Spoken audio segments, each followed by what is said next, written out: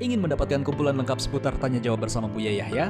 Dapatkan segera buku Buya Yahya Menjawab, berisikan kumpulan tanya jawab seputar problematika umat yang dikemas secara jelas, lugas, dan ringkas.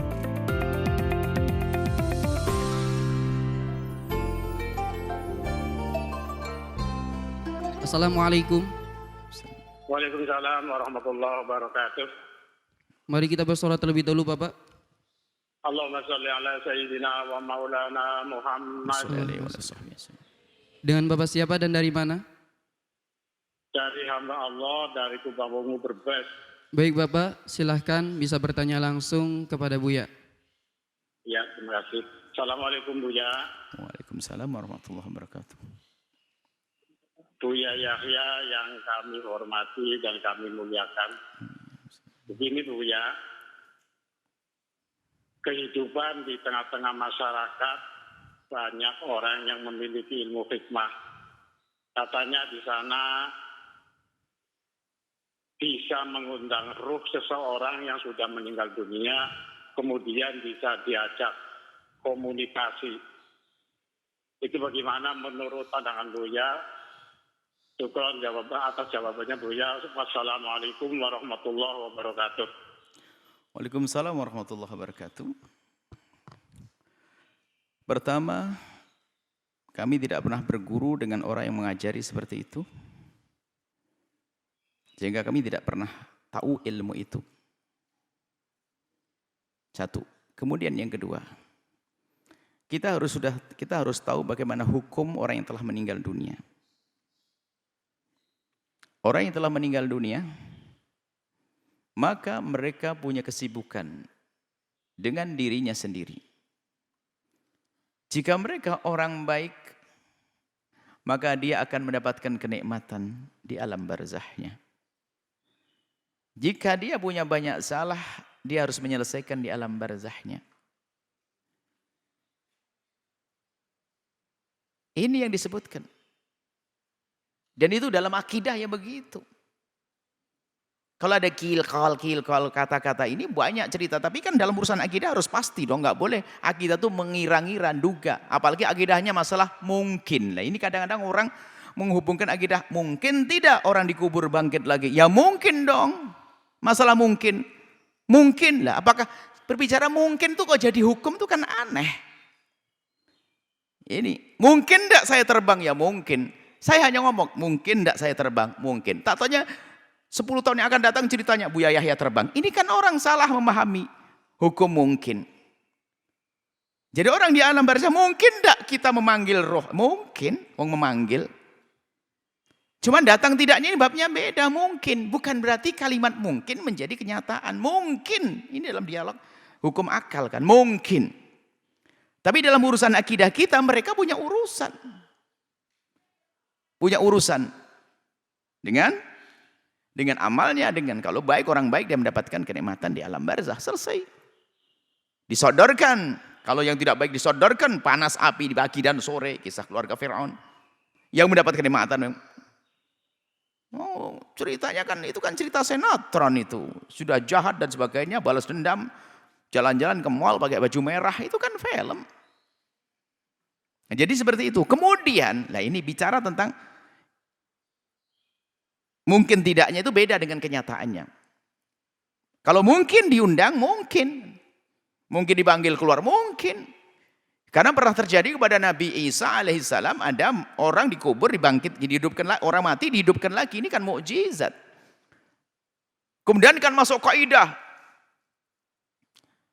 Kalau terjadi pada nabi-nabi terdahulu bisa saja itu jadi karamat umat Nabi Muhammad. Itu mungkin, tapi nggak boleh saya ngaku-ngaku hidup orang mati. Kalau Nabi Isa pernah menghidupkan orang meninggal dunia sebagai mukjizat, saya umat Nabi Muhammad sebagai karamah bisa menghidupkan orang mati. Loh itu kan kalimat hukum akal mungkin, tapi kan apakah saya menghidupkan orang mati? Ini kan babnya beda. Dan memang betul nanti ada di akhir zaman orang menghidupkan orang mati. Bukan keramat, namanya Dajjal. Dajjal menghidupkan orang mati, belah dada, hidup lagi Dajjal. Sekarang kita kembali urusan akidah, supaya kita tidak bawa kepada hal aneh-aneh. Jadi orang di alam barzah, sudah urusannya. Nah kemudian ini babnya beda, bab karomah. Tapi masa orang ngaku-ngaku punya karomah? Para kekasih Allah itu kalau punya karomah itu menyembunyikan karomah tersebut seperti menyembunyikan darah haid. Seorang wanita menyembunyikan darah haid. Artinya mungkin ada seorang kekasih Allah diberi oleh Allah kesempatan ngobrol dengan orang telah meninggal dunia. Dan karomah itu kayak mujizat, bukan suka-suka kita ngeluarkan, bukan. Lah ini kerjanya manggil, ini roh ini panggil ini panggil. Ini jauh dari selama ini yang ada di dalam pembahasan. Ini makanya mohon maaf ini urusan akidah, jika dari orang-orang yang mengkritisi harus dengan hujah-hujah akidah. Kita kan punya akidah. Tidak usah jauh-jauh deh kita selama ini yang kita pegang apa? Kitab syarah Jawahir Tauhid. Bagaimana tentang menghidupkan orang mati dan tentang kehidupan urusan alam barzah dan sebagainya. Ada. Jangan ilmu. Jadi seperti itu. Nah, kalau sifatnya karomah, tiba-tiba dikhabarkan satu wali besar, tiba-tiba dipikir semalam ngobrol dengan orang meninggal dunia, ini adalah babnya kasusnya tidak setiap saat, hanya kejadian saat itu. Lah ini setiap mendatangkan, wah datang suaranya begini, ini. Sudah. Ini di luar pembahasan kita. Ini dunia Anda tahu dunia apa itu Allah alam. Jadi nggak usah kita ikut-ikutan yang demikian itu. Ahli hikmah itu maknanya apa sih? Ahli hikmah. Ahli hikmah ada orang yang Allah beri di dalam dirinya itu kelebihan doanya dikabul. Memang ada orang doanya dikabul. Ahli hikmah baca-baca ayat Quran sembuh. Memang kita menemukan satu orang baca ayat kursi untuk satu orang demam sembuh. Saya baca dia berkali-kali nggak sembuh. Padahal ayat kursinya sama. Ada seperti itu. Karena apa? Allah titipkan yang menyembuhkan kan Allah seperti obat. Satu obat anti pusing diminum seseorang sembuh, diminum orang lain belum tentu sembuh. Padahal obatnya sama, penyakitnya sama. Sama, orang mendoakan kalimat sama ada. Ini kasus masalah pengkabulan Allah kasih dan tidak kasih. Jadi kalau ada orang mengaku dirinya ahli hikmah, atau ahli hikmah maksudnya mengajar hikmah. Hikmah jangan dirubah menjadi ilmu perdukunan, tidak. Hikmah itu adalah dengan membaca firman-firman Allah dengan penuh keyakinan bahwa Allah yang memberi. Kalau bahasa sederhana kita tawassul dengan bacaan Al-Quran, semoga Allah menyembuhkan. Dalam bahasa Nabi istilah ruqyah. Ruqyah itu membaca surat Al-Fatihah agar disembuhkan. Allah yang menyembuhkan seperti itu. Tapi kalau sudah ditambahi dengan hal yang aneh-aneh, Anda jauh-jauh dari demikian itu. Anda yang nyata saja yang jelas. Seperti ini. Mohon maaf ini karena ini adalah kadang sudah marak, ramai. Akhirnya memang orang dalam keadaan bingung itu lebih senang dengan yang aneh-aneh. Seperti orang yang hanyut di sungai itu sudah jadikan pegangan, asal aja rumput jadikan pegangan, nggak tahu. Bukan sesuatu yang kuat. Makanya biarpun dalam keadaan bingung, yuk kita pegang yang benar, syariah dong. Masalah akidah jelas dong. Jangan urusan yang begitu. Urusan hikmah yang seperti itu. Hikmah ada. Kita tidak menafikan urusan istilah hikmah. Dan kita juga menemukan orang hikmah itu ternyata yang kita temui adalah orang yang soleh, ahli ibadah, dia dermawan, subhanallah, murah senyum. Kalau orang datang didoain, tak begitu selesai, sembuh. Ke dokter bolak-balik gak sembuh, hanya suruh beli minyak zaitun di situ nanti diolesi sembuh. Karena orang soleh, bukan aneh-aneh.